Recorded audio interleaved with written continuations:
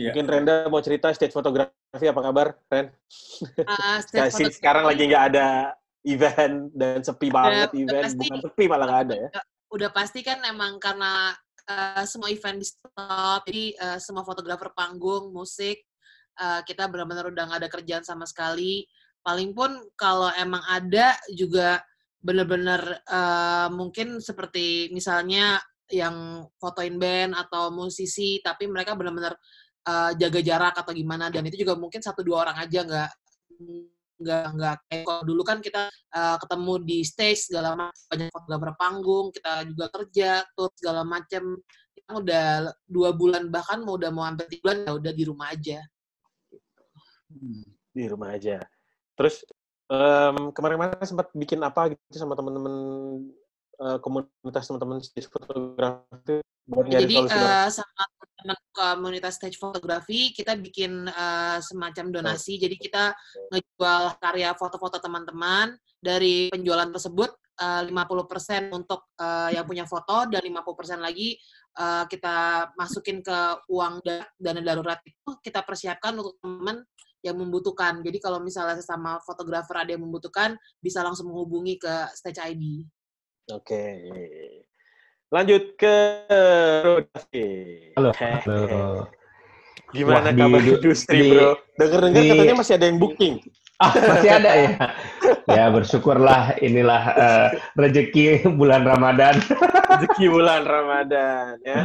Berarti sebenarnya banyak yang optimis ya? Kedepannya sih harusnya akan kembali, tapi di masa ini wedding sepertinya untuk kumpul jumlah besar nggak akan bisa terjadi di Indonesia apapun di luar negeri. Ada beberapa yang kita harus syukurin sebenarnya teman-teman di wedding. Ini kan terjadi di bulan Maret, April yang biasanya memang bulan-bulan sepi wedding. Semoga ini nggak berlanjut sampai keberlanjutan, ya kan. Cuman yang impact banget kita ini di bulan-bulan 3, bulan 4 ini biasanya kita banyak ada pre-wedding keluar kota. Itu kan semua undangan nggak bisa, jadi semuanya harus di-cancel, ditunda, dan segala macam. Mudah-mudahan cepat berlalu ya. Kalaupun nggak berlalu, mudah-mudahan cepat banyak solusi yang datang. Wedding bentuk baru mungkin butuh fotografer yang evolve on the next stage atau on the next leverage. Om Darwis, apa kabar Om? Baik. Gimana kabar Firly sendirian Om?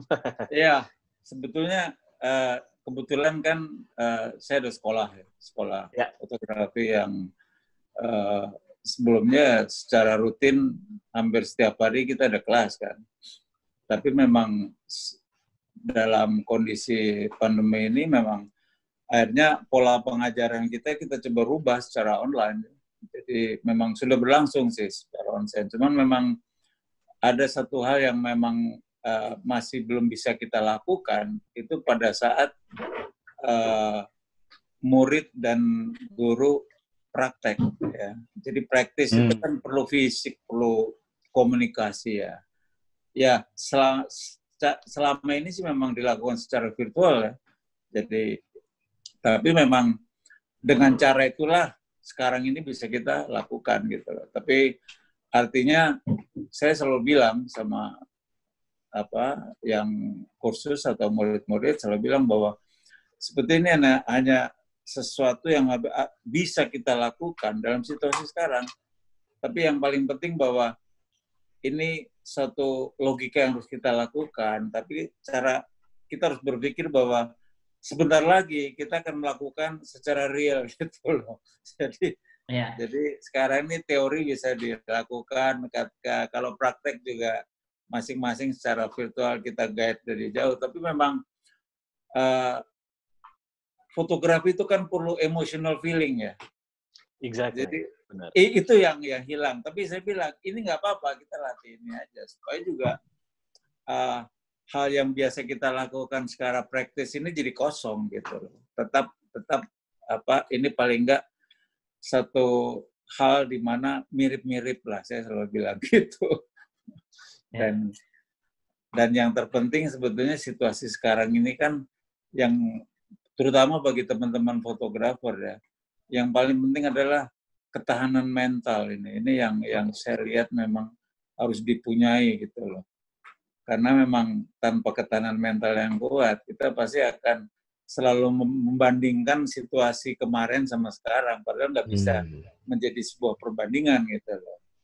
Karena yang kita lihat jangan sekarang, tapi kita harus melihat ke depan, sebentar lagi kita akan menyongsong sesuatu yang harus kita persiapkan sekarang. Ya, paling enggak dengan cara kita coba merevise atau melatih lagi hal-hal yang kita selama ini lupa melatih, apa saja gitu, seperti itu.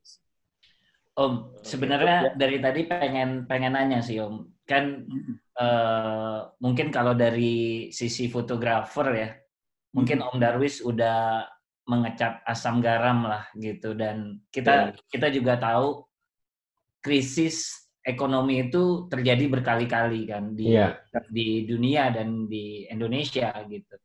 Nah, sekarang mungkin dari Om Darwis yang mungkin kalau nggak salah udah melakukan proses atau sebagai fotografer itu udah sekitar 40 tahun atau lebih Om? Ya, 40 tahun. 40 tahun ya? 42 tahun lah. 42 tahun. Nah, boleh ceritain nggak Om? Maksudnya pengalamannya Om Darwis yang dari zaman dulu gitu. Oke. Sebetulnya saya masuk ke fotografi, kalau saya ceritakan dari sejak pertama adalah karena memang pada saat itu nggak tahu gimana kok saya pikir di pilot ini kok saya nggak nyaman, itu saja ya. Waktu saya masuk pilot, pikiran saya gagah ya, pakai uniform, pakai topi, wah cowok lah gitu loh. Tapi begitu saya masuk di sana, banyak sekali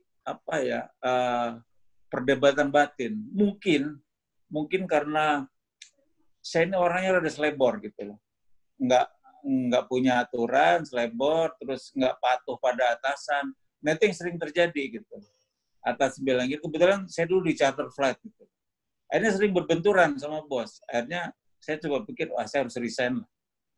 Nah, pada saat saya resign, ya mau nggak mau, saya berpikir yang paling buruk adalah saya jadi penganggur udah. Tapi nggak tahu gimana, terjadi satu peristiwa di mana waktu itu pesawat saya, jadi kalau istilah di pilot itu ada sopir tembakan. Kalau di ojek, sopir tembakan. Nah, gue jadi sopir tembakan tuh waktu itu. Jadi ada satu syuting film mengenai kasus model kalau waktu itu ya. Jadi dia nyewa pesawat, cuman nggak ada pilotnya gitu loh. Ada satu charter flight yang lainnya. Akhirnya saya melotin gitu loh. Karena saya punya rating itulah, jenis pesawat itu udah kita terbang. Nah dari situ loh, itu terakhir saya terbang itu terakhir. Nah dari situlah akhirnya saya ngelihat, ini syuting ini keren juga karena saya di hire waktu itu untuk nganterin orang bikin syuting film sama foto. Menarik juga jadi tukang foto. Nah, disitulah akhirnya saya berpikir ke sana secara nggak sengaja. Ya karena sudah ada modal artinya apa? Saya banyak kenal model. Nah, udah aja kita bohongin foto, belaga saya udah pinter, padahal belum ngerti gitu. Nah, di situ.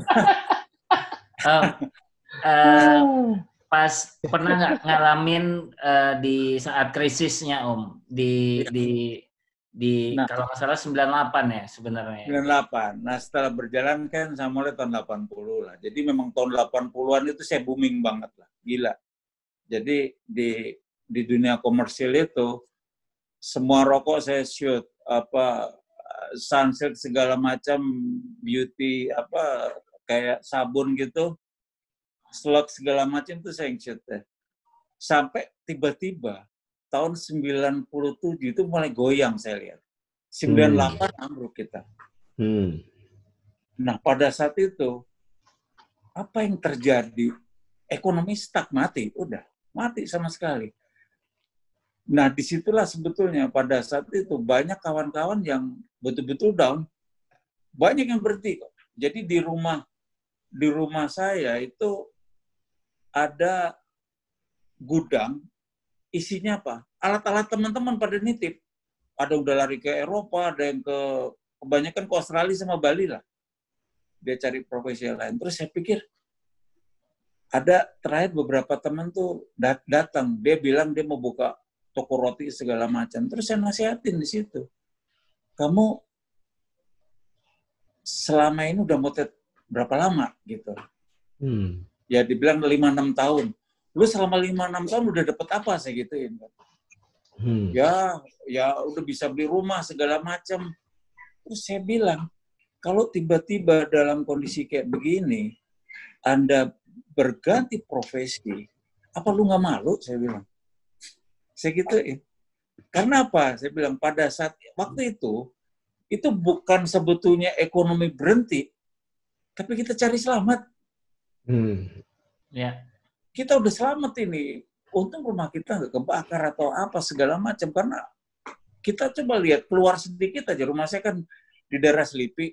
Kita keluar 3 kilo, asap semuanya udah. Rumah dibakar-bakar kok. Banyak mayat di mana-mana, saya bilang.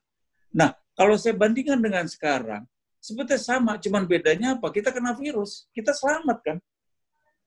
Ya. Jadi pada saat itu saya bilang, sekarang yang paling penting kita tiarap, saya bilang. Jadi apa yang lu punya, ya kita coba untuk bisa survive, saya bilang. Sambil kita harapkan kita bisa recover lagi. Dan saya tidak bisa bayangkan bahwa setelah 3 tahun kemudian, 3-4 tahun kemudian, kita nggak pernah tahu bahwa peristiwa 98 itu ada. Itu yang luar biasa Indonesia. Ya. Makanya dengan peristiwa itu, sebetulnya modal saya pada saat itu mendrive mental saya. Jadi kayak sekarang, ya walaupun berat juga lah, sekolah nggak jalan, apa nggak jalan, semua stuck. Kita masih punya tanggung jawab, ngidupin orang banyak. Tapi yang saya pikir adalah apa? Yang penting dari kita semua ini, nggak ada yang kena corona. Ya. Karena banyak sekali orang, ya kita lihatlah, orang dengan segala yang dia punya, lewat juga, nggak ada cerita kan.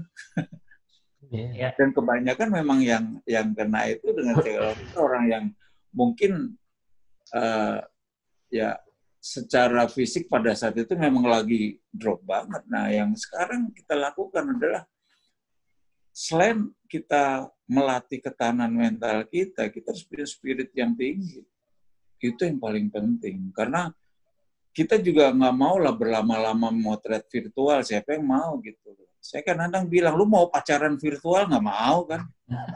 Nggak ada yang mau. Siapa yang mau? Pacaran sama Siri ya? Nah, iya kan? Jadi ini sebetulnya sementara aktivitas yang positif yang kita lakukan supaya kita ngerasa vakum. Iya. Dan kebanyakan teman-teman juga akhirnya ada yang menghasilkan uang loh. Terutama kalau mau tes produk, kalau saya lihat kan, waduh, saya sampai ledekin kan karena kita di WA grup, oh gila lu bisa beli lensa lagi, saya bilang gitu kan. Saya bercandain. Artinya, ya dengan situasi kayak begini, yang paling penting jangan patah semangat. Betul. Apapun kita alamin. Karena itu kalau penting ternyata. Kalau kata Gerard Butler di film 300 nih, when passion, put passion on the test nih ya, lagi dites banget nih passionnya bener ada apa enggak nih. Ya. Kalau nggak ada passionnya buat solving ini, die biasanya. Betul. Nah, untung gue udah kena ini, saya udah kena tahun 98 kan, babak belur itu memang. Jadi yang kedua kali ini ya rasanya buat saya ya cuman sakit gigi dikit juga lah gitu. Nah guys, jadi ya ini sebenarnya kenapa gue believe kepengen banget Om Darwis ini ngomong karena memang pasti banyak pengalaman lah yang beliau udah alami gitu kan, dan gue rasa ya Om Darwis baru aja bilang jangan nyerah lah gitu. Cuma gue yakin nggak gampang sih buat kalian, bahkan buat gue industri wedding lah yang Awi jalanin, ada Sweet Escape, ada Axio yang memang bergantung sama kerumunan orang sebenarnya kan, gitu. Iya betul. Gitu. Nah gue penasaran sih kalau dari Axio sendiri bagaimana sih ngelihat ini dan ada kiat-kiat apa untuk bertahan ya gitu? Apa yang dijalanin? Jadi pertama kita tentunya berdoanya ini cepat berlalu biar nggak terlalu berkelanjutan. Banyak hal-hal yang diinginkan atau sudah direncanakan harus ditunda. Ya kan? Kita sadar kalau kita ini in the happiness business, di mana ada orang happy, di sana kita ada kesempatan untuk berkarya, untuk menciptakan momen-momen ya, capturing all the expression dari orang-orang di masa mereka bahagia. Di masa pandemi gini nggak ada yang bahagia, ya kan? Jadi kita memang bilang sama semua tim, inilah waktunya untuk introspeksi diri, untuk cari tahu hal apa yang kita pengen belajar, skill-skill baru apa yang kita pengen tekunin ya. Bisa jadi kamera cuma satu, biasanya motret orang. Tapi karena nggak ada acara wedding, kita bisa belajar untuk motret yang lain-lain. Misalnya, banyak hal yang kita belum pernah kerjakan, motret food, motret pets, motret babies, ya, motret dan lain-lain. Tetangga yang memang udah sama-sama udah 14 hari karantin dan sehat gitu kan, dimana kita bisa bener explore new skills, itu satu.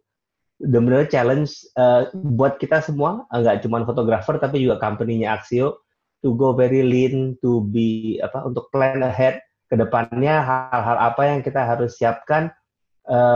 Apakah kedepannya pre-wedding akan tetap keluar kota atau enggak gitu kan, kita mikir kelihatannya tren-tren pre-wedding akan berubah, yang dulunya klien-klien bisa berkeluaran atau keluar negeri, keluar kota dengan gampang, dengan tenangnya, sekarang harus mikir 2 kali mungkin. Jadi saya menghibau teman-teman fotografer untuk belajar skill baru, motret indoor, studio. Ya, di ini kan ada waktu nih berapa minggu lagi atau berapa bulan lagi kita nggak tahu, di mana kita bisa mengasah skill baru kita ini. Karena pas ini selesai semuanya, kalau vaksinnya belum keluar, orang juga kalau berterbangan agak khawatir juga gitu kan. Di sini jelek atau karena di sana ya? Gitu. Jadi memang banyak PR lah, banyak PR-nya di masa-masa gini. Tim kita di Axio, kita ngerjain beberapa hal baru. Ada satu namanya Aksigo, Red.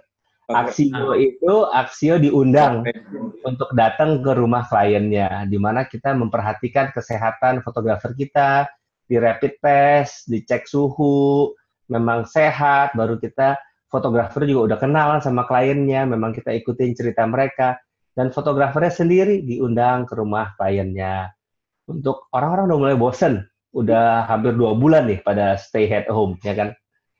Nah, ya coba-coba dengan ide-ide baru. Tadi kata Om Darwis, virtual photoshoot seru-seru juga sih, tapi kelihatannya ke depannya apa? Akan terus berlangsung virtual photoshoot? Belum tentu ya, Om ya? Iya. Oh, jadi Aksigo itu lumayan jalan ya, David ya? Untuk... Jalan. Oke. Nah, sebelum lanjut, bentar, gue mau ngingetin dulu. Karena ini lumayan lama, 1,5 jam, 1,5 sampai dengan 2 jam acaranya. Jadi untuk para peserta yang mau tanya, ya kan, udah begatel pengen nanya ke Renda atau ke panelis lain-lain juga. Sesi tanya jawab ini silakan nulis pertanyaannya di kolom pertanyaan. Jadi pertanyaan itu bisa ditujuin ke salah satunya atau misalnya mau ke yang lebih general topiknya. Nanti pas sesi Q&A akan dijawab sama teman-teman dari panelis ya. Jadi silakan tanya di Q&A atau di di Q&A dengan raise hand atau bisa langsung nanya di kolom pertanyaannya. Nah, actually ini agendanya adalah gue coba breakdown dikit. Jadi webinar kali ini bahkan bahas topik untuk solusi untuk terus melakukan pemotretan. Terus ada pengelola brand wedding fotografi yang barusan udah diprolog sama Bro David di saat pandemi ini. Tips and trick foto dari rumah. Terus gimana caranya bisa tetap berkarya bagi fotografer panggung dan musik.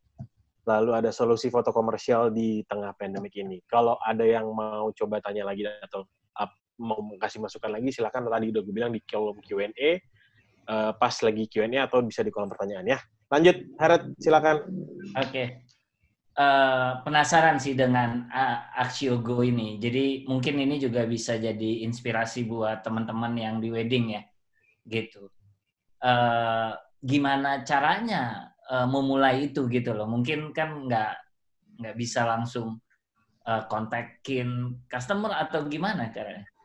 Jadi idenya ini memang dimulai oleh Ivan Mario dari Axio dan tim marketing di Axio, di mana kita pengen inisiatif dan nggak duduk diem, nggak tunggu klien kontak kita, tapi kita jemput bola. Jangan lupa teman-teman, semua klien yang kita pernah fotoin itu adalah klien kita. Dan di mana bisnis kita ini adalah kepercayaan. Kalau ada kepercayaan dari klien, kita bisa tetap keep in touch, dan itulah database yang penting buat kita untuk di hari-hari kayak gini, ya kan? Misalnya klien kita ada 50, satu-satu kita hubungin, kita informasikan, mereka udah bosen di rumah, ya kan? Ada ulang tahun, ada anaknya, dan kita bikin cerita di rumah, foto-foto apa yang seru, gitu kan? Itulah salah satu inisiatif yang kita kerjakan di Axio. Masih banyak lagi, Red. Kita nggak bisa duduk diem, nggak bisa cuman nunggu sampai ini berakhir. Tetap pengen banget meningkatkan engagement dari kita punya audience di social media. Kita banyak ngerjain kolaborasi dengan teman-teman di dunia wedding, bikin virtual wedding dan lain-lain, virtual exhibition segala macam. Jadi ya benar-benar kelihatannya aja kalem, tapi yang dikerjakan banyak banget gitu, Red. Yeah. That's good. Nah, ini gue penasaran dari Rendra sih. Jadi gimana industri musik dan segala macam apa yang dilakukan, dan gue sempat lihat di Instagram Rendra sempat juga motretin konsernya Tulus juga gitu. Jadi penasaran, tadi udah disinggung-singgung mengenai virtual fotografi, terus mungkin ini kita langsung ke pelakunya dan ngelihat virtual fotografi seperti apa. Oke, jadi kan karena kemarin ngelihat banyak nih berseliweran di timeline Instagram, banyak yang bikin virtual fotografi, virtual photoshoot, dan kebetulan kemarin Tulus ada acara manggung virtual yang kemarin sama sekarang lagi orang lari ke sana. Mikirnya coba deh gue foto nih mempraktekkan si virtual photoshoot itu. Ternyata banyak banget feedback bagus dari orang-orang yang lihat. Jadi pada saya foto membangkitkan semangat teman-teman fotografer musik yang lain. Jadi kita ngajakin mereka untuk mengadakan virtual foto untuk konser tersebut. Iya.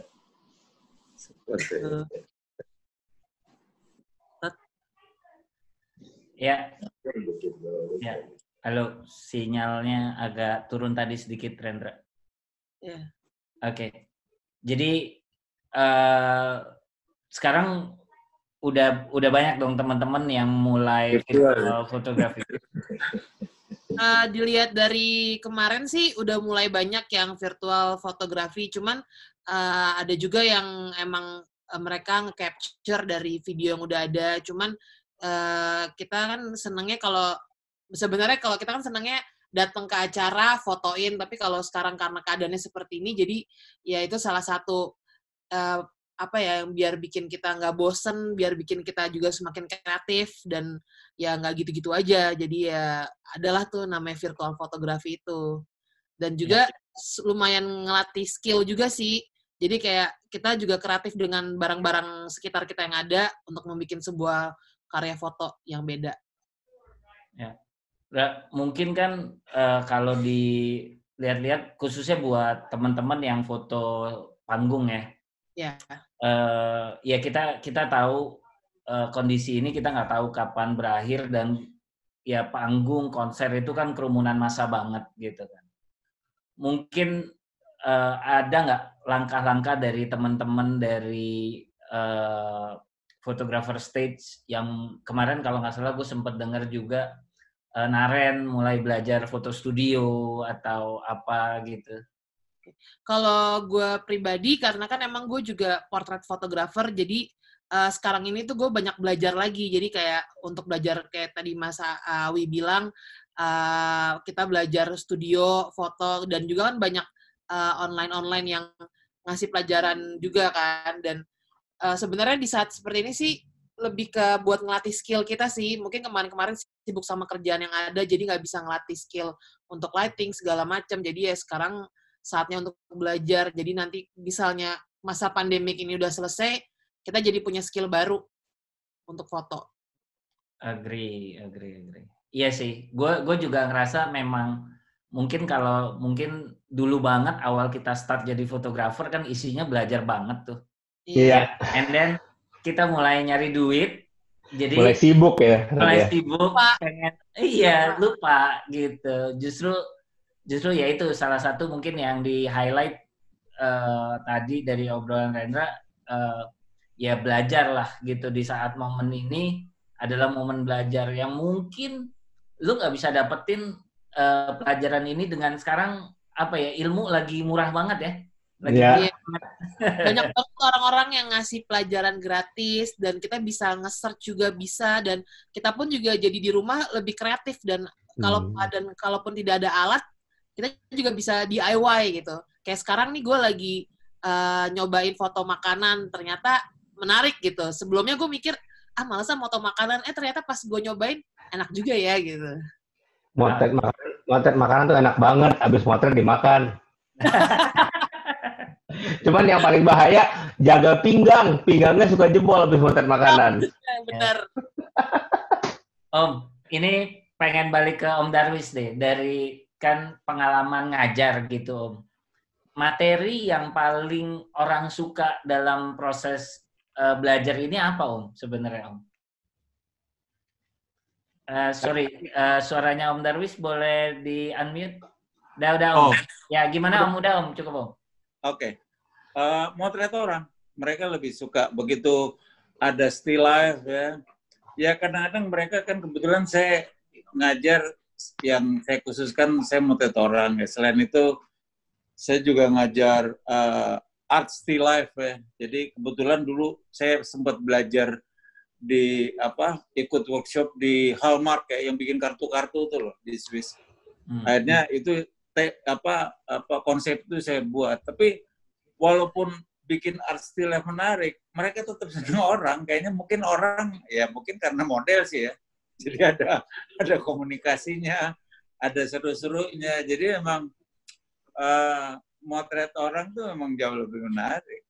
Dari beberapa seminar aja kalau misalnya saya lakukan ada tambahan produk gitu, yang orang juga nggak terlalu suka. Ya mungkin kayak Rendra tadinya motret makanan nggak enak, tapi begitu ini seru. Mungkin karena mereka belum info langsung gitu, belum asik gitu. Ya. Tapi kalau yang kita udah lakukan kan motret apa aja asik karena kita udah kena segala macam, karena di komersil kan segala macam harus kita bisa foto gitu. Seperti itu. Ya.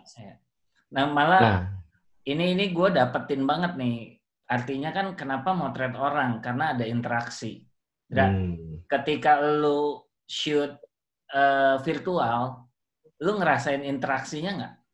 Atau emosinya masih ada nggak?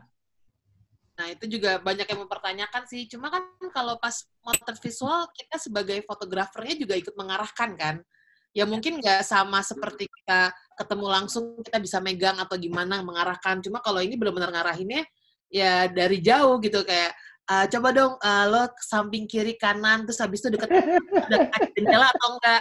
Ya mungkin kalau orang lagi ngeliat kayak kesannya aneh. Cuma ya itu salah satu kesenangan juga sih sebenarnya. Nah ini yang gue rasain juga sih ketika gue kemarin sempat motret remote gitu. Sebenarnya di situ gue melatih kesabaran dan komunikasi. Which is ini nih yang menurut gue yang paling jago nih David nih kalau ngedirect talent.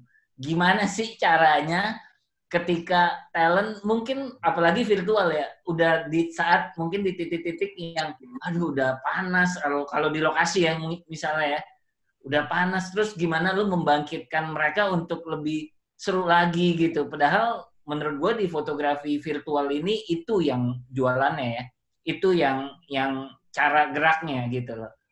Iya. Jadi pertama, untuk motret kerjaan aku tuh 100% orang biasa yang jarang difoto. Jadi bukan model. Which means kalau ketemu aja ngarahinnya susah. apalagi virtual. Jadi sebelum mulai sebuah project, aku pengen project ownership-nya itu kepemilikan projectnya itu bersama. Jadi nggak cuma kepentingan aku sendiri, tapi juga ada kepentingan buat merekanya. Dimana kalau mereka own the project juga, komitmennya lebih tinggi. Mau panas kayak, mau dingin kayak, ya, mau capek kayak, mereka lebih niat jauh gitu.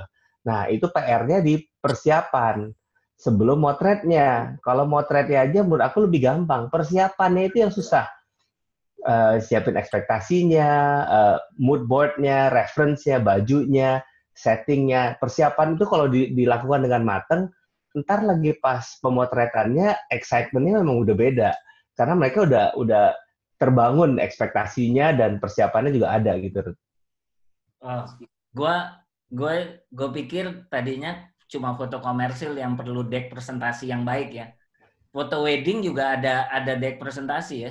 Banget. Nah, karena semua dari mereka itu nggak pernah difoto secara profesional. Jadi mereka itu either ekspektasinya nggak sama realita, ya kan? Ada either ekspektasi terlalu tinggi, kebanyakan nonton film, tapi mereka juga nggak bisa posing, ya kan? Jadi memang harus back-nya rapi dan sesuai gitu kan. Kalau kita bilang, oh rambutnya kayak gini, look-nya kayak gini, bajunya kayak gini, semuanya udah disiapin. Oke, nah mungkin ini juga nih yang bisa kita aplikasiin pada saat nanti teman-teman mau ngelakuin remote shoot. Jadi sebelum melakukan remote shoot dikirim dulu deck-nya, mau bikin apa diceritain dulu. Harapannya begitu. Meeting Zoom dulu gitu kan untuk kita bisa nyamain ekspektasi. Gue setuju banget sih. Di dunia advertising juga gitu. Sebenarnya nyamain ekspektasi and then ketika ekspektasinya udah nyampe atau melebihi malah kita kayak celebrate bareng-bareng gitu. Iya, betul. Ya kan kalau kerjaan kita udah sering motret kerjaan bagus jelek itu relatif sih ya. Cuman jaga mood, jaga ekspektasi itu yang penting, ya Red? Yes. Ya kan? Lu bisa fotonya bagus banget tapi ekspektasi dia ternyata lebih heboh dari itu ya tetap aja kita gagal kan? Ya. Nah, mungkin Om Darwis nih pengalamannya Om mengenai ekspektasi gitu kan ketika tiap kali memotret model atau sebenarnya kalau udah Om Darwis yang foto udah talent udah ya udah deh terserah Om Darwis atau gimana? Ya, sulitnya gitu. Jadi kadang-kadang kalau saya motret ada stylistnya, dia pasti kadang-kadang saya bilang, udah coba kamu ini. Tapi mereka kadang-kadang, enggak lah Om, langsung aja udah kok. Saya ini aja gitu. Oke, itu di satu sisi. Sebetulnya di sisi lain, memang kadang-kadang hasil foto itu yang bisa ngerasain cuman kita, bukan orang lain. Mungkin secara teknis bagus ya. Tapi kita yang tahu bahwa, oh pada saat foto ini kayaknya gue nggak bisa kontak batin tuh nggak ada. Ya. Mood-nya tuh nggak terbentuk secara maksimal. Tapi secara visual, ya orang lihat, wih gila fotonya bagus kayak gini. Tapi hanya kita aja yang tahu. Karena memang pada saat itu kan apa yang kita inginkan, atau apa kita coba mau transfer ke objeknya atau modelnya, itu kan tergantung dari modelnya nerima atau enggak gitu. Nah disinilah sebetulnya yang ya saya kebetulan juga walaupun ini belajar tapi secara learning by doing ya, sebetulnya apa yang disebut energi di dalam setiap pemotretan ya, kecuali kalau motret itu katakanlah grup foto itu mungkin nggak ada, tapi kalau secara personal ya satu-satu atau ini ya single model itu biasanya bisa kita dapatkan gitu. Interaksi itu kita bisa dapatkan. Nah, di sini memang sebetulnya kekuatan sebuah komunikasi itu sangat penting gitu. Karena banyak sekali lah yang saya alami. Contohnya seperti ini aja. Misalnya waktu saya motret Pak Jokowi lah misalnya contohnya.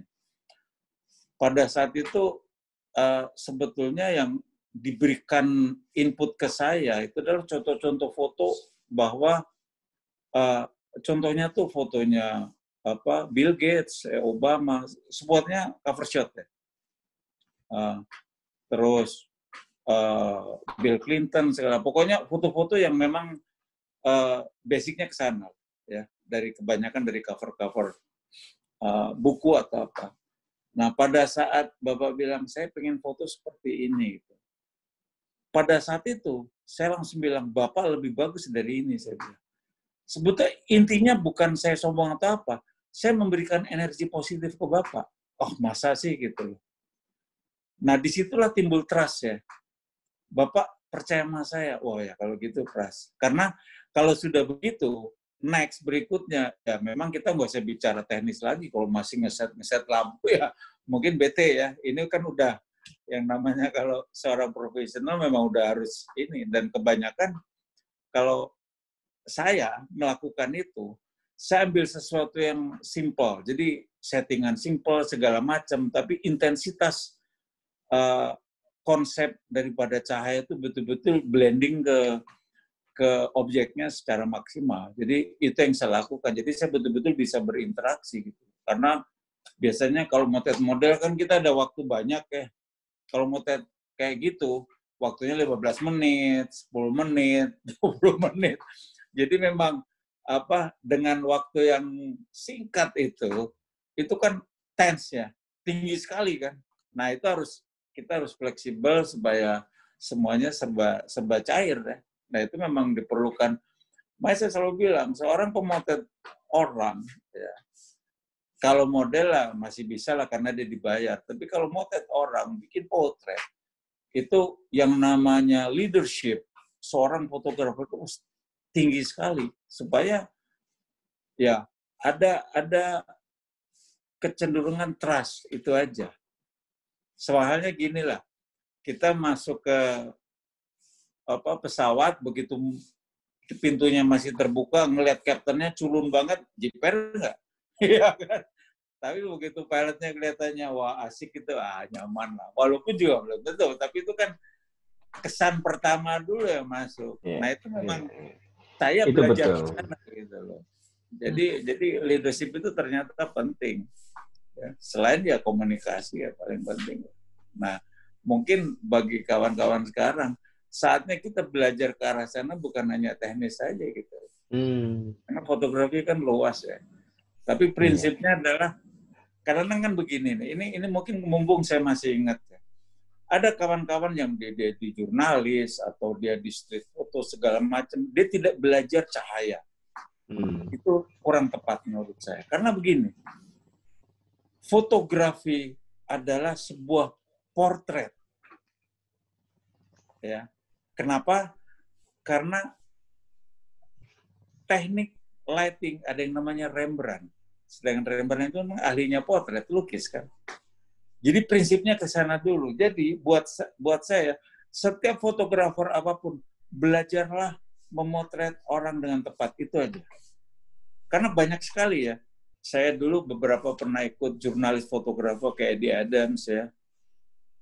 Salah satunya lah. Itu pada akhirnya dia berhenti dari jurnalis. Dia motret, bikin potret juga. Ya selebritis potret apa segala macam.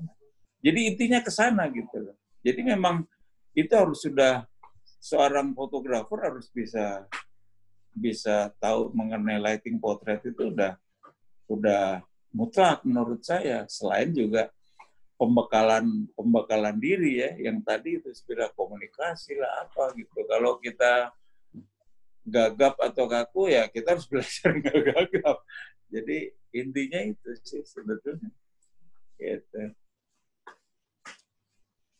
Silakan mungkin yang lainnya. Red, lu punya lagi mute tuh, Red. Oh, lagi mute. Iya, ini. Nah, ayo, Red. Moderator. Ya, jadi gue lihat justru banyak momen yang nggak cuma melulu teknis sebenarnya ya. Iya. Apalagi kita ngomong virtual, gue rasa komunikasi itu jadi penting banget.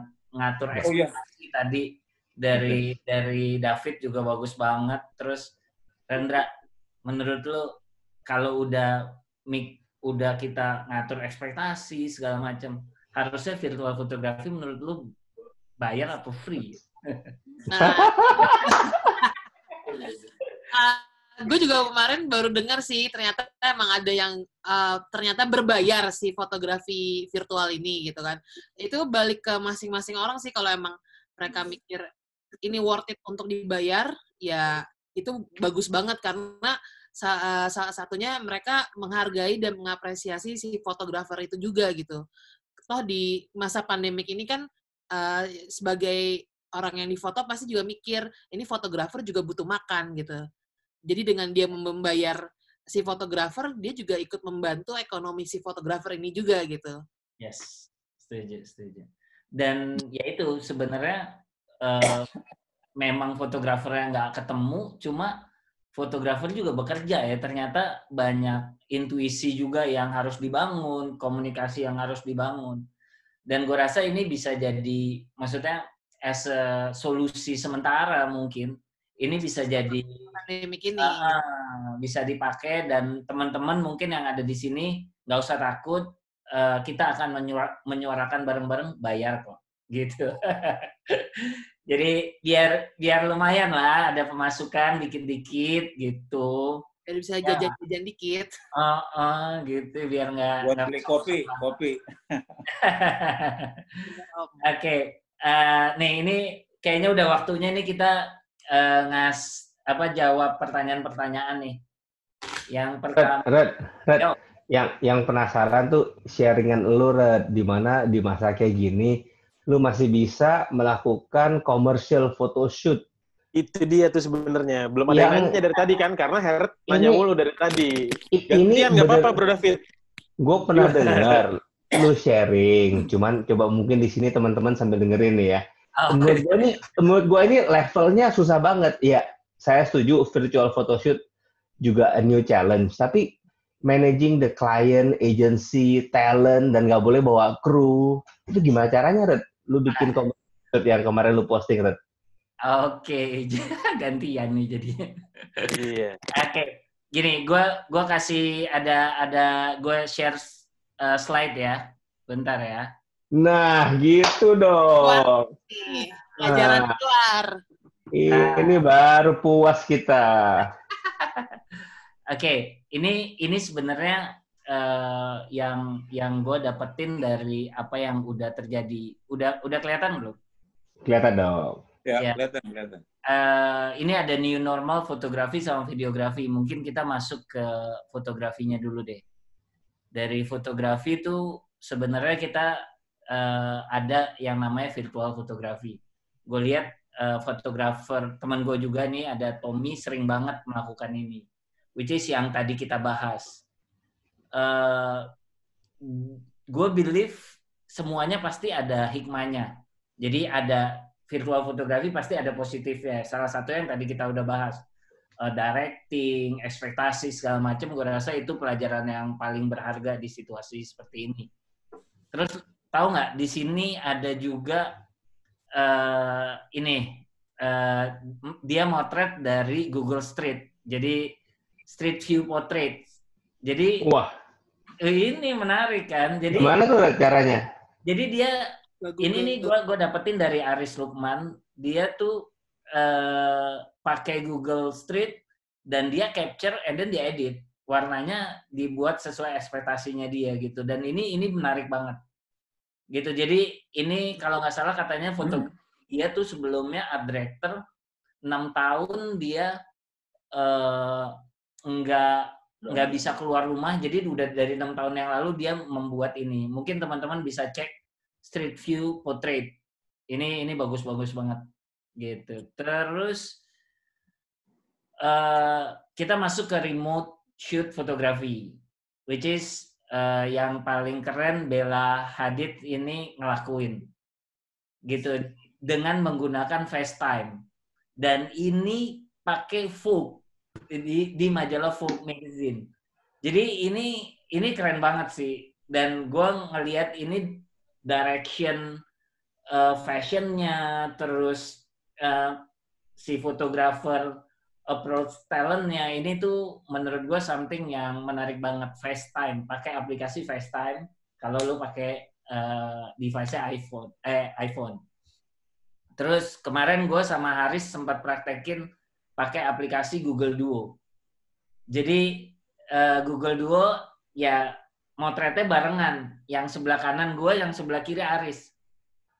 Gitu. Warnanya udah langsung gini, asik kan? Keren. Hah? Gitu. Keren, Jadi keren. ini yang bisa dieksplor juga gitu. Nah, ini yang paling ribet sih yang gue jalanin. Jadi aplikasi yang kita pakai ada TeamViewer.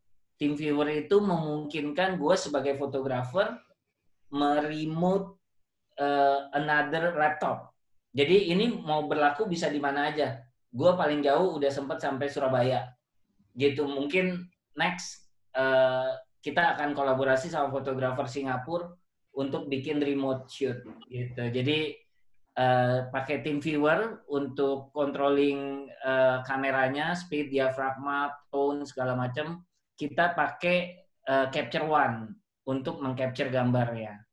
Jadi ini di YouTube-nya Creative Hub udah ada kok cara download-nya, cara install-nya gitu. Cara install bajakannya gitu. Jadi jadi ini udah ada gitu. Terus pakai aplikasi Zoom. Nah, ini yang memungkinkan klien-klien kita berkomunikasi gitu.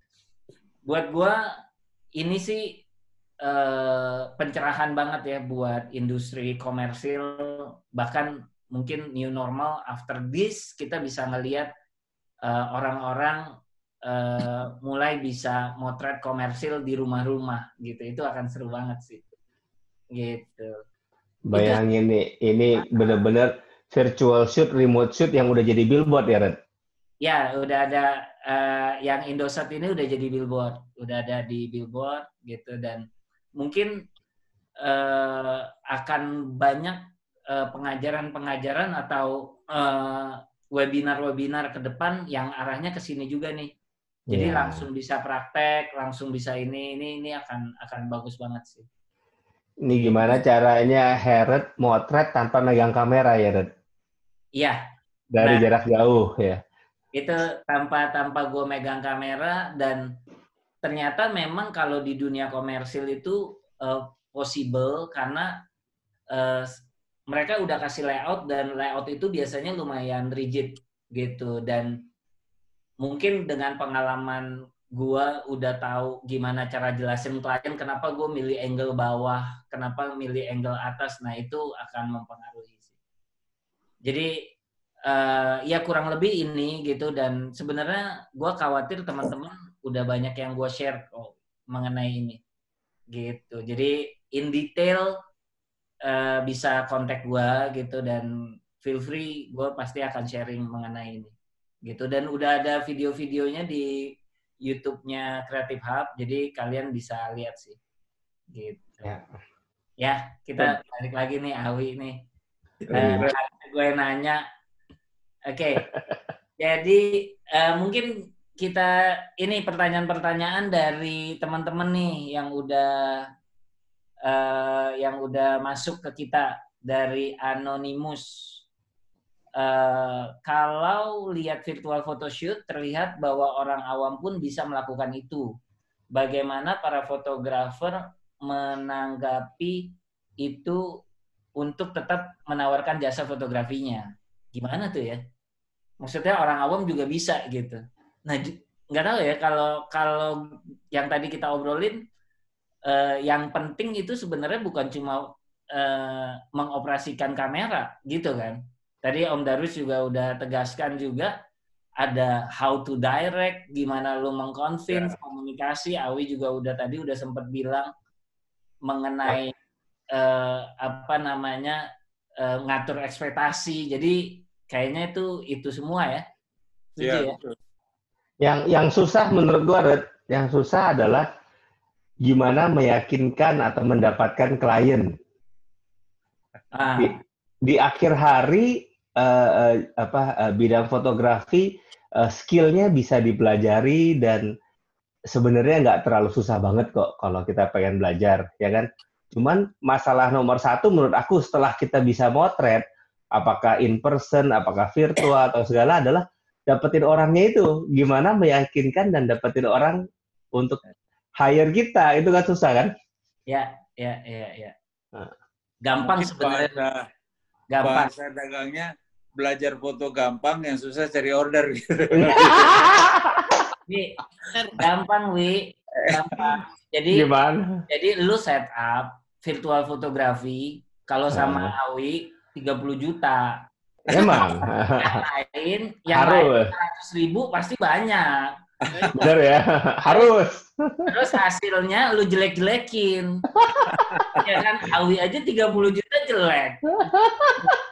Nah, yang lain gampang jualan nanti. Jangan gitu, ntar yang jelek jadi tren. Aduh. Nah, bener tuh. Kan jadinya balik lagi ke trust orang masing-masing kan. Iya, Ren. Setuju. Oke, nih pertanyaan kedua. Ada dari Muhammad Reza ke Rendra Haris. Mohon penjelasannya kalau virtual fotografi bisa mendatangkan duit lagi nih ya. Kira-kira hitungan fee budget gimana? Terima kasih. Nah, Masih bilang. Ya. Bisa tuh 30 juta tuh kayaknya. Kalau masalah fee kan balik ke masing-masing. Kalau kita tinggal bilang aja sama orang, budget lo aja berapa. Kalau sekarang tuh udah ada posisi yang seperti itu gitu. Oke. Kalau masalah fee. Ya, gue rasa dengan adanya hari ini nih, kita akan ngelihat virtual fotografi berbayar, dijamin. Iya. Gitu, dijamin. Gue mau foto virtual nih, oke, berbayar ya gitu. Iya, udah common kok, udah common. Masa Tapi aku boleh suggest nggak? Untuk paling sedikit 5-10 klien pertama, gratisin aja dulu deh, karena belum tentu kita nyaman dan mahir gitu kan. Nanti kalau udah jago, udah ya 3 klien, 5 klien udah mulai jago, teman-teman sendiri gitu. Silakan kalau mau berbayar. Ya, setuju. Jadi biar pada belajar dulu how to direct-nya gitu ya. Iya. Benar. Penting itu. Kita semua yang fotografer di sini juga yakin awal-awal mulainya gratisan kan? Iya. Setuju. Oke, ini ada pertanyaan untuk David nih. Ini pertanyaannya agak berat nih. Bagaimana mengelola Axio dan Sweet Escape di dalam market Indonesia? Nah, waduh, kok pertanyaan gue susah gitu, Red. Yang pertama adalah jaga trust. Jangan sampai masa pandemi ini dadakan brandnya hilang. Bisa company lebih kurus, tapi don't die. Yang paling penting don't die. Perusahaan nggak boleh dibubarin. Itu penting. 2, benar-benar harus jaga positif spiritnya buat tim yang ada untuk selalu berkreasi.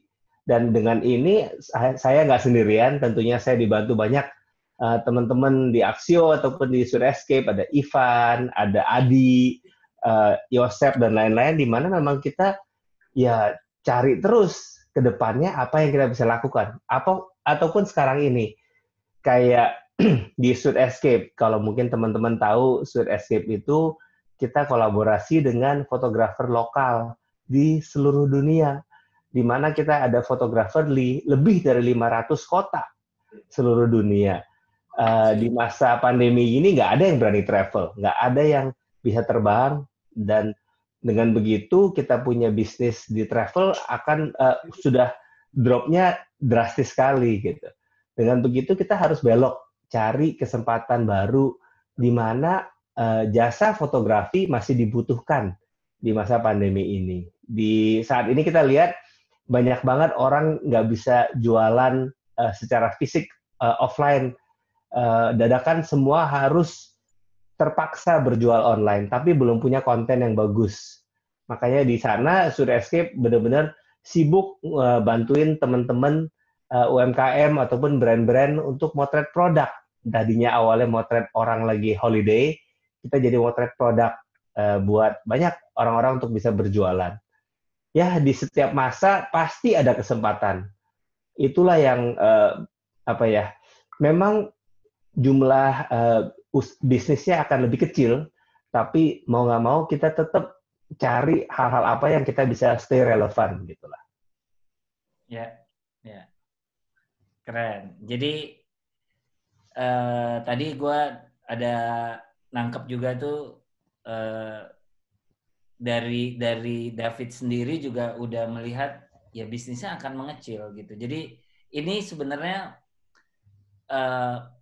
istilahnya kenyataan yang memang akan terjadi, dan supaya kita bisa prepare itu ya jadi kita udah harus apa ya istilahnya lapang dada sehingga kita bisa punya solusi-solusi untuk bergerak gitu ya. Ya. Ini ada pertanyaan lagi dari untuk semua fotografer nih gitu. Minta tanggapannya buat jual karya pribadi untuk survive di tengah pandemi. Menurut kalian gimana? Karena kayak hari ini aku ada beberapa orang kirimin ke aku, Mas minta tolong untuk mau jual foto hasil karyanya. Gitu. Kebanyakan sih foto-foto landscape gitu. Tanggapannya seperti apa? Mungkin dari Om Darwis kali. Oke, sebetulnya begini. Mungkin kalau di zaman sekarang itu kesulitan kita merepresentkan apa yang kita bisa, ya, terutama di kaitan fotografi itu lebih mudah dibanding dulu. Kalau dulu kan kita harus punya brosur lah, kita segala macam. Kalau sekarang kan dengan media sosial itu pertama. Yang kedua adalah banyaknya slide bank yang kita bisa kirim sebetulnya kayak Shutterstock atau apa gitu loh. Tapi kalau itu kan perlu waktu ya. Tapi yang sebetulnya yang paling tepat adalah dengan media sosial yang sekarang kita bisa lakukan, entah itu ya seperti kayak Instagram misalnya atau banyak hal yang lain yang saya nggak tahu ya. Tapi buat saya Instagram itu cukup potensial kalau kita menjual apapun ya. Ya, tapi memang dengan cara bahwa kita memang harus aktif di sana supaya orang mengenal dulu gitu loh. Seperti itu caranya, karena dengan cara itulah yang satu-satunya orang bisa melihat karya kita, dan pada saat itu kalau kita menawarkan, ya itu memang bisa menjadi satu bisnis gitu. Karena sekarang banyak sekali contoh gini, sekarang tiba-tiba dalam kurun waktu setahun ini, banyak orang yang ahli sketch loh, bikin lukis. Ya, dia selalu minta foto saya untuk dibuat sketch ya. Terus setelah habis itu dia-upload, dia tag ke saya, terus saya juga coba tag. Nggak sampai beberapa bulan, itu order begitu banyak loh, luar biasa. Baru kemarin ini kan juga ada yang dari Lubuk Linggau kalau nggak salah. Waduh gila, sketsnya bagus sekali. Luar biasa. Namanya Lina kalau nggak salah. Lina atau Lani lupa saya. Terus dia minta foto istri saya untuk dilukis dan di-sketch sama dia. Luar biasa bagus. Akhirnya saya bilang, coba saya kirim gambar, kamu lukis ini, dan dia betul-betul real loh. Jadi dia ngeliat gambar, terus dilukis, dia lebih banyak sketch ya, pakai watercolor. Ya. Dan di atas kertas, kebanyakan dia di atas kertas. Dan luar biasa, bagus-bagus. Nah, disinilah sebetulnya hal-hal yang bisa mempermudah apa yang kita punya kita jual. Gitu. Makanan terutama ya, sekarang tiba-tiba ada teman saya order online makanannya gila loh. Nggak nyangka saya bilang gila lu gara-gara kemarin lu ngirim rendang terus saya kasih lihat gitu banyak order. Sekarang kewalahan dia bilang. Kan ini satu hal yang menarik. Jadi ini memang dalam kondisi kayak gini saya rasa munculnya ide-ide yang brilian akhirnya. Apalagi tadi kawan yang mau jual foto, saya rasa dengan cara itu. Ya, mudah-mudahan sih bisa dengan cepat orang bisa beli fotonya gitu. Ya. Nah, menurut Rendra gimana Rendra?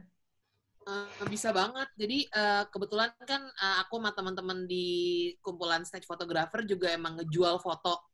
Jadi kita jual foto dalam bentuk cetak 4R, kita jual. Nah, dari hasil penjualannya itu emang kita simpan 50% untuk dana darurat dan 50% lagi untuk fotografernya gitu.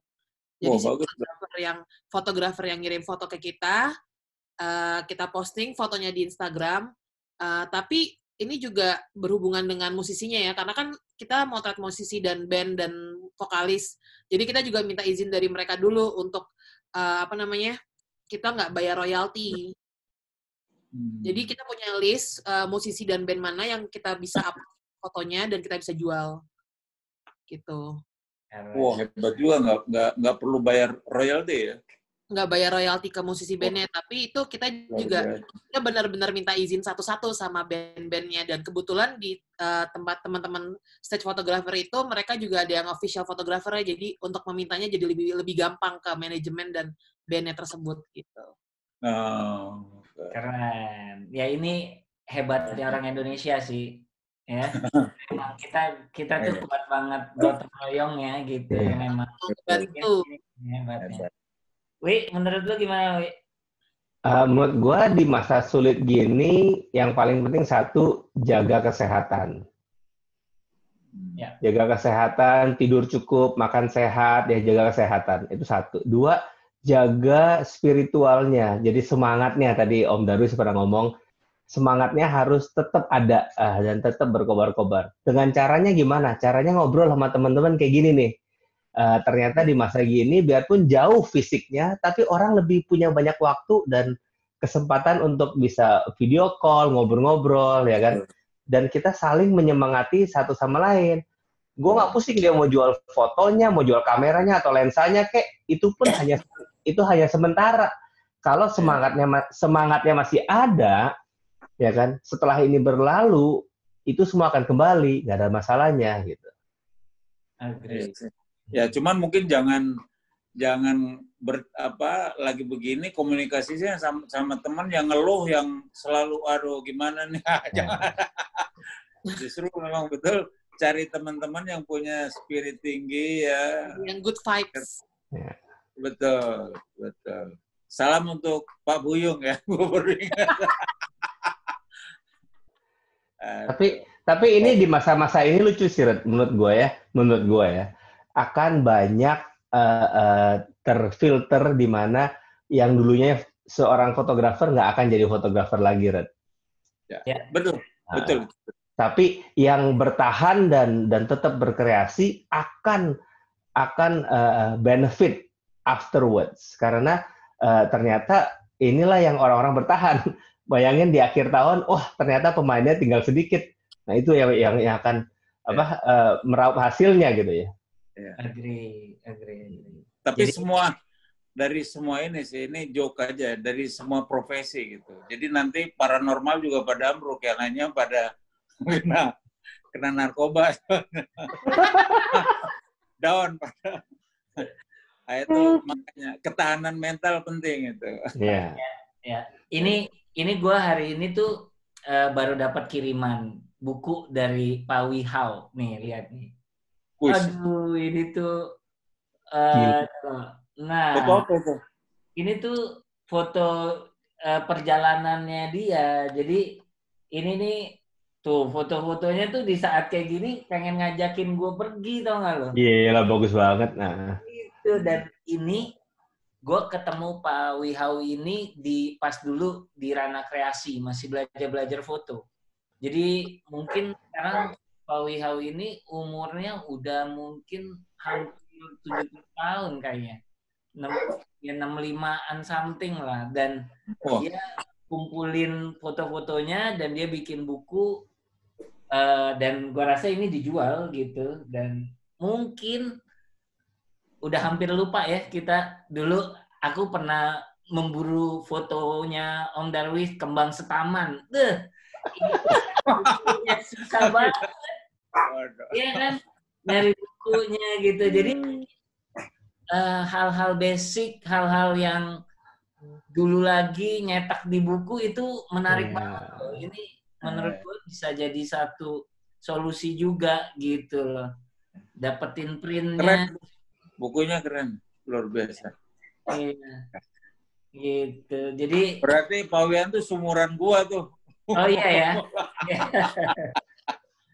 Gitu. Jadi ya menurut gua sah-sah aja lah. Memang ya di saat kayak gini apa juga dijual lah. Tadi memang supaya kita survive gitu. Tapi mungkin naruh kamera nggak apa-apa sebentar gitu, nggak usah malu gitu kan. Tapi ya gimana caranya sekarang survive gitu. Mungkin gue agak mau share sedikit tentang pengalaman gue ketika menghadapi ini gitu. Pertama, waktu itu tuh pas di situ gue ngelihat banyak banget webinar-webinar bisnis justru yang gue ikut. Apa langkah-langkah yang harus diambil, ngitung berapa aset, berapa survive-nya berapa lama, itu tuh yang akhirnya membuat gue berani untuk melangkah karena udah tahu pada kenyataannya ini company gue bisa bertahan sampai 6 bulan. Setelah itu gimana caranya? Ya komunikasi sama tim. Nanya-nanya ke tim, nggak apa-apa nggak kalau dipotong dulu sedikit nih uang salary-nya segala macam. Sepakat, udah sepakat, yuk kita survive bareng, berjuang bareng. Gitu. Jadi kalau di gue, kalau dari sisi bisnis, udah terima kenyataannya, terus cari solusi untuk kita bisa bergerak, biarpun marginnya mungkin nggak sama kayak dulu, bener, industrinya mengecil, cuma nggak mematikan gue jadi punya spirit yang baru justru untuk di dunia fotografi, gitu kan. Jadi ya memang ini layak kita perjuangkan, gitu. Iya, betul. Ya.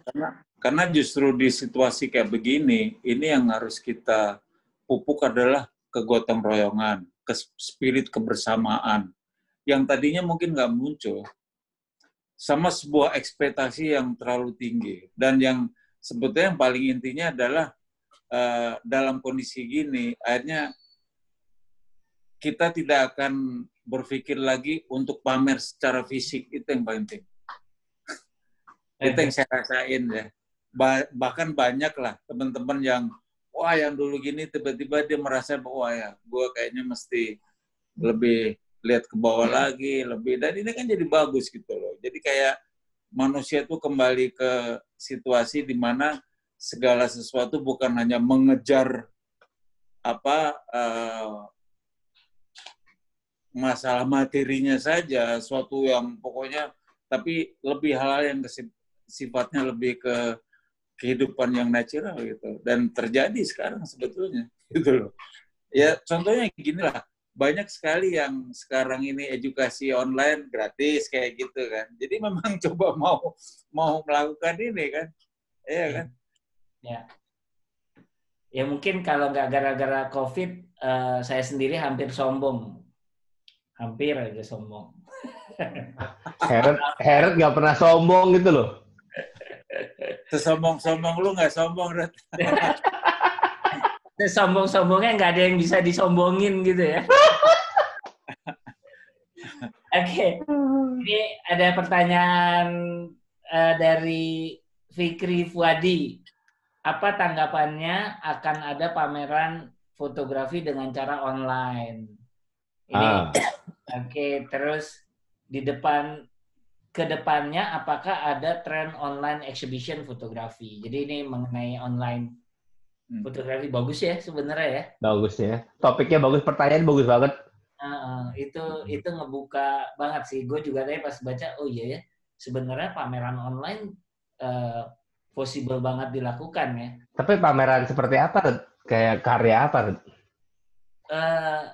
Mungkin ya kalau gue ngebayangnya ya, ini tetap ada satu ruangan tempat ngedisplay karyanya gitu, tapi mungkin didokumentasikan dulu 360. Jadi orang nanti pas datang ke pamerannya bisa kayak seolah-olah jalan ngelihat, oh ini fotonya siapa, kayak kita masuk ke dalam ruangan. Mungkin kayak lagi ke tour museum virtual gitu kali ya. Gila, keren dia. Kayak lu ngebayangin ke tim lab punya exhibition pakai virtual gitu ya. Ih, keren. Keren. Nah, di masa-masa gini nih. Beberapa saat yang baru beberapa saat yang lalu udah ada beberapa yang bikin pameran secara virtual. Saya juga nerima itu, ada teman-teman lah di ini orang di Indonesia maksud saya. Dia ngirimin, saya habis pameran Mas, tapi di portal dia kirimin ininya, linknya, terus saya lihat, oh ya keren gitu. Tapi memang itu bagus ya, ini menarik, bagus ya. Tapi kembali lagi bahwa fotografi itu pada akhirnya harus ada fisiknya sih. Iya sih. Masih ke sana gitu. Harus ada. Contohnya gini.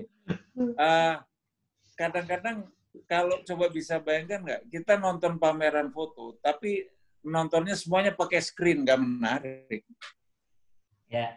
Kemarin kan saya bikin pameran sebulan di Museum Gajah, ya, Museum Nasional.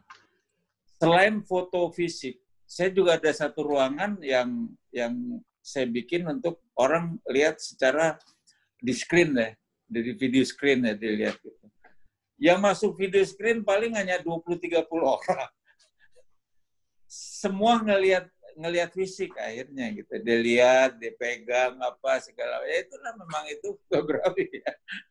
Yeah. Jadi memang nggak isi. Makanya saya selalu bilang sama pabrik kertas atau printing atau mesinnya, saya bilang lu nggak usah takut, saya bilang bahwa fotografi itu sampai kapanpun itu memerlukan fisik kan. Mungkin katakanlah jumlahnya nggak seperti dulu, tapi tetap fisik lah. Karena katakanlah majalah pasti habis ya, tapi buku ada tetap. Buku apa aja, apalagi buku fotografi. Majalah fotografi bisa mati. Selesai udah. Tapi buku fotografi tetap hidup. Jadi nggak usah takut teman-teman. Tetap aja kita harus ya berpikir positif lah. Tapi virtual menarik gitu sebetulnya. Itu menarik. Gue mau sharing, kemarin kita minggu lalu berhasil ngerjain virtual wedding exhibition bersama dengan wedding organizer.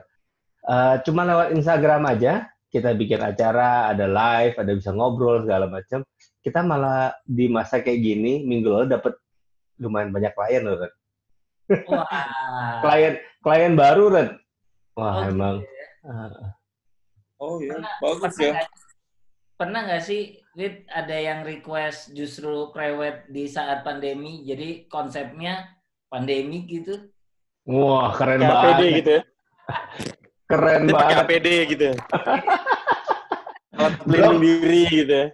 Belum, Red, belum. Tapi gue yakin pasti pada mikir. Ini karena menurut aku fotografi itu harus jadi storyteller. Lo harus nyeritain suasana dan situasi saat ini. Dan itu konsep yang very real. Harusnya couple-couple mulai explore gini. Kalau enggak kan totally disconnected. Fantasi banget sama realita hari ini kan. Oke. Ya sebenarnya kalau bisa di saat kayak gini kita seru-seruan, ya bisa aja di fotografi juga bisa seru-seruan gitu kan. Sambil bikin prewed yang seru-seruan kan, ya mungkin aja gitu. Dan malah jadi cerita ya. Ini gue prewed di saat pandemi tuh. Kan keren. Ada contoh kemarin temen gue habis wedding, dia emang cuma berdua, dan dia bikin photoshoot di MRT. Tuh. Weddingnya sampai dikejar-kejar sama satpam, tapi mereka pada pakai masker semua gitu. Salah satu di foto gitu, dan di foto ada. Oh iya, menarik. Jauh-jauhan atau deket-deketan? Kalau yang wedding deketan Om, cuma kalau ini mereka dikejar-kejar sama satpam katanya sambil photoshoot. Nah, kalau yang fotografer itu motret satpamnya lagi ngejar, seru juga tuh. Harusnya ada mesinnya. Ya, guys, ini udah jamnya kayaknya. Pengen ngobrol lagi gitu, cuma memang waktu yang memisahkan kita juga. Lanjut. Aduh. Lanjut. Frase-frase angkatan berapa tuh, Ret, ya? Kayak waktu juga yang memisahkan kita gitu. Benar. Jadi menurut gua mungkin ke depan nih, ya kita request lah sama Creative Hub, mungkin dari obrolan ini masuk ke sesi yang praktek-prakteknya lah, gitu kan. Lebih ke workshop kali ya. Jadi arahnya bukan webinar lagi, tapi detail workshop, ada materi pembelajarannya, orang bisa download, orang bisa lihat lagi, orang bisa review lagi gitu. Iya. Karena waktunya kayak gini lebih banyak waktu berbagi dan waktu belajar nggak sih sebenarnya? Iya, kayaknya. betul. Setuju. Passionnya lebih ke arah situ tuh, akhirnya ya ketemu lagi daripada kayak mikirin kapan berakhirnya gila sendiri ntar ya. Oke, sekarang kan susah nih kalau lagi nggak pandemik, susah nih ngomong sama Om Darwis, Heret, sama Iya. kan? Tadi kenapa mungkin online exhibition lebih banyak mendatangkan klien, karena mungkin biasanya dulu gue kalau wedding exhibition gitu agak malu atau enggak buat muter-muter gitu agak capek, tapi kalau di online kan jadi kayak fokus gitu ngelihatnya. Iya kan, lebih banyak mainannya. Ya inilah new normal kalau menurut gue, jadinya emang shifting, tapi experience-nya gue rasa bakalan banyak excited-nya juga gitu. Nah, terima kasih banyak para panelis sudah mau berbagi ilmu dan ngobrol-ngobrol dengan teman-teman di sini. Hopefully akan ada follow up abis ini ya, gitu. Karena kita yakin banget kalau kreativitas itu nggak boleh berhenti dan nggak boleh ya. Right. Oke, kita ketemu di kesempatan lainnya. Terima kasih banyak teman-teman. Bye-bye. Ya, bye. Thank you.